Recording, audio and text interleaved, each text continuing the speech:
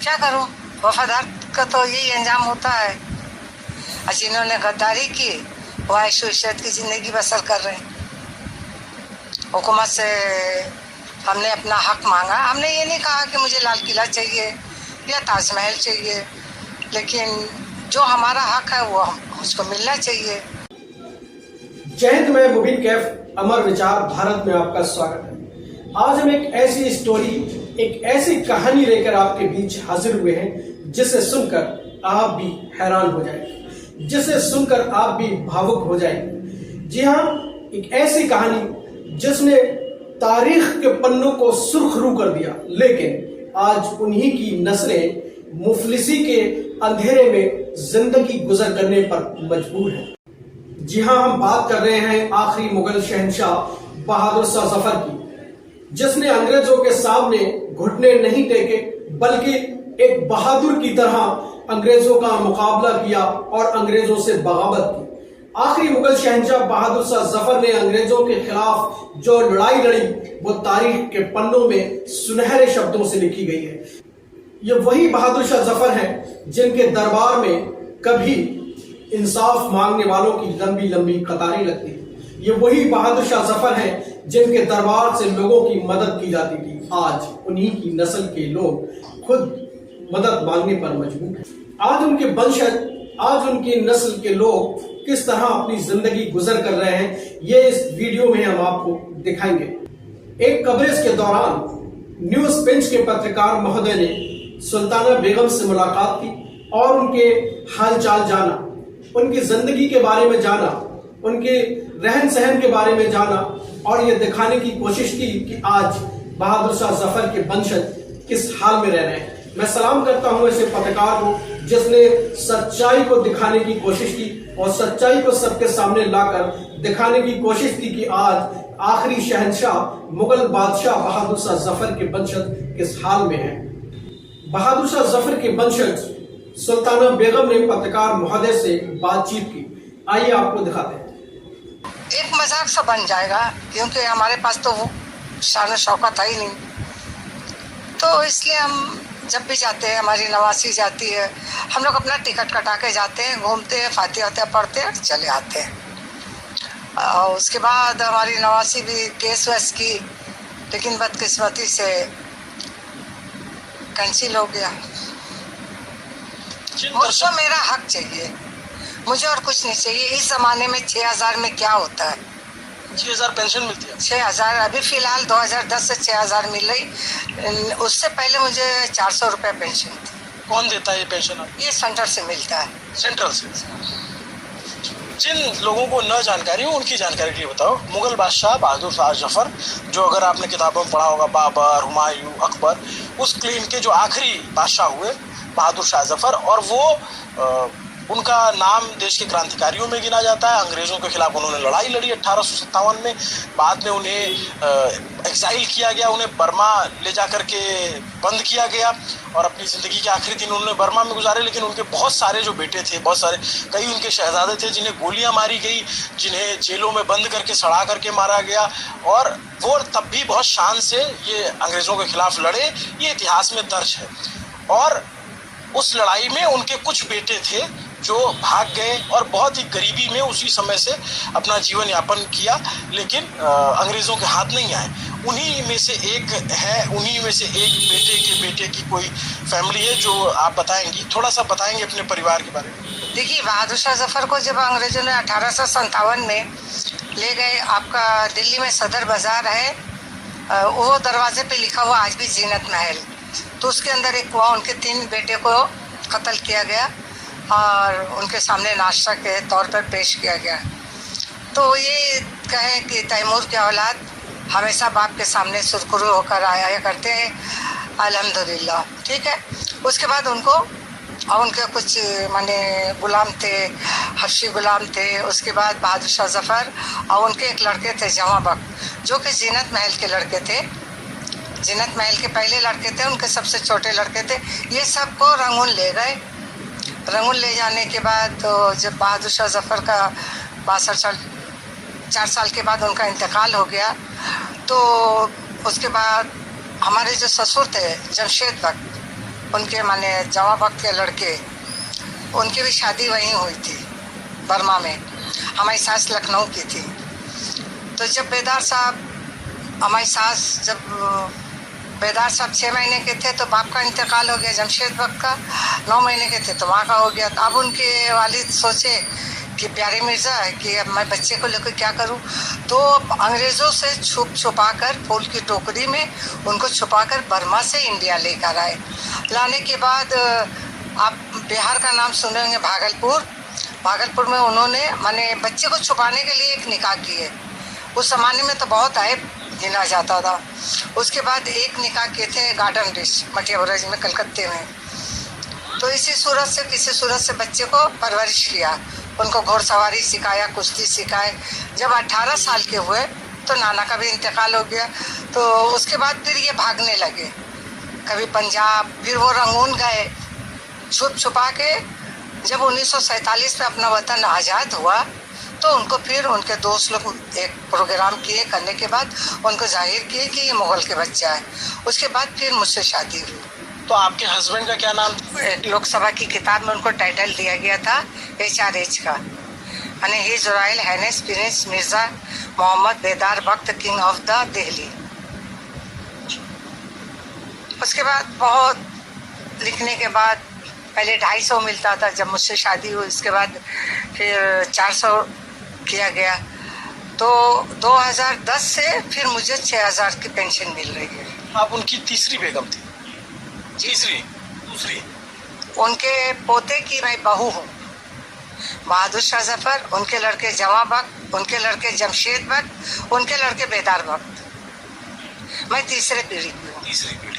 जब सुल्ताना बेगम बात कर रही है और ये बताते हुए बड़े खुददारी से बताती है कि जो लोग अंग्रेज़ों के खिलाफ लड़े वो आज इस हालत में है, जो उनके साथ थे वो आज भी रईस और ऐशो आराम की ज़िंदगी बिता रहे हैं। तो ये भी एक कहानी है। मैं थोड़ा सा अंदर चलूँ, आपसे अंदर बात करें। तो ये आपका इसी में पूरा गुजर बसर होता है? तो आप यहीं रहती हैं? हाँ। और खाना पीना? वहाँ बाहर छोटा सा किचन बना लिया, वहीं बनाते खाना। तो आपकी कुछ यादें हैं पुरानी बची हुई या फिर? वो जो कुछ भी तस्वीरें सब, देखिए हम बीमार रहते हैं, कभी दिल्ली बम्बई चले गए, कहीं चले गए, तो ये सब जो भी हमारा कागजात है सब रोशन आरा के पास है। वो आपकी पोती? नवासी है, बेटी की लड़की। एक तस्वीर आपने रखी थी बादशाह? तो बहादुर शाह जफर। वो बहादुर शाह जफर? हाँ। इसको ऐसे ढक के क्यों रखी है? नहीं, वो एक वली अल्लाह थे ना, बहुत इबादत किए हुए थे, तो उनको खुला नहीं रखते हम। अच्छा। सरकार से उम्मीद तो बहुत है, देखा जाता है क्या होता है। और इधर आपको जो ममता सरकार है वो कुछ दिया उसने कभी? नहीं, 2003 में वो आए थे स्वामी चिन्मयानंद 15 अगस्त को, तो आकर देखे सब कुछ। तो हम कहा आप कौन है, तो बताए कि बाद में आप समझ जाइएगा। तो अटल बिहारी जी जो हैं वो 50,000 तपन सिकदर के पास भेजे।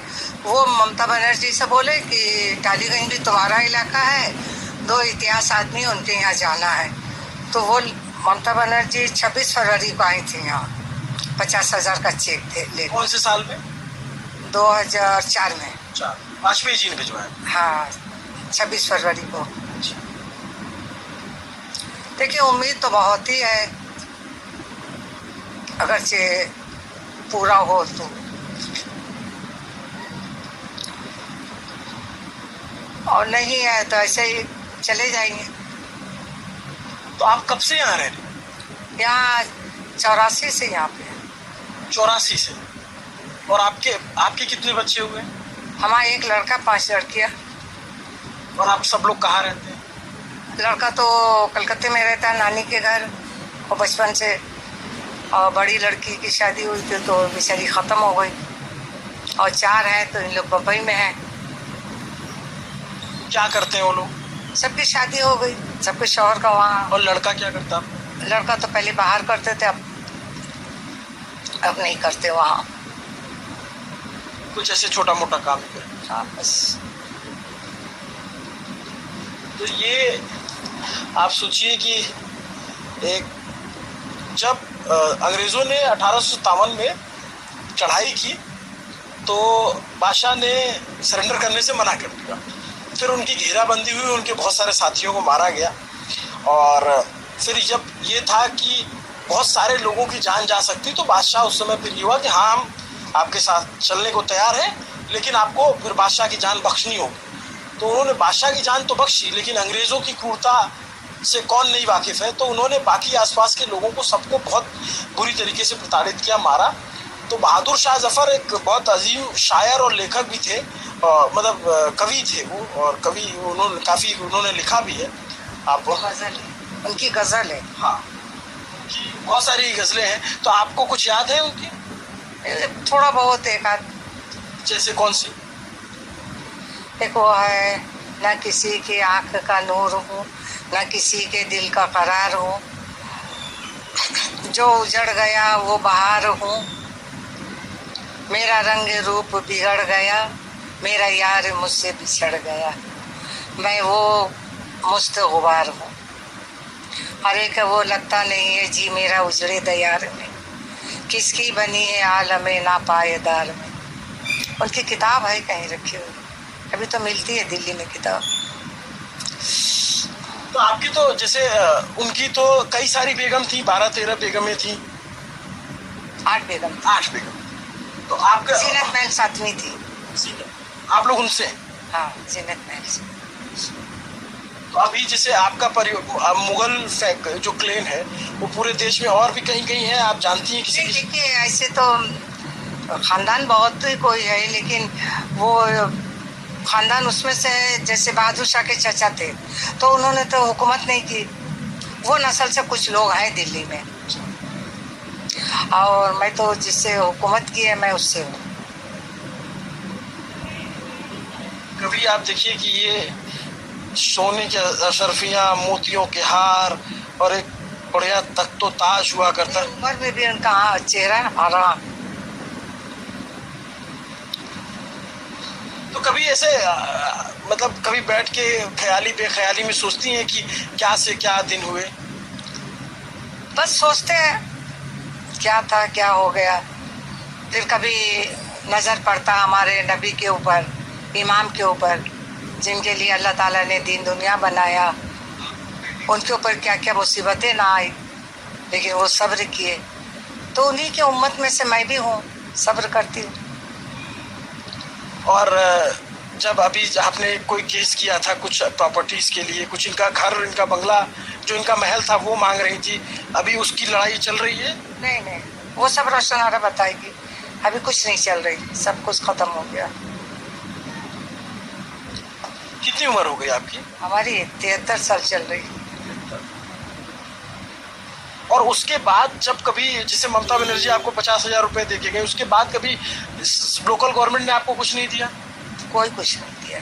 जाती तो इसी रूट से है।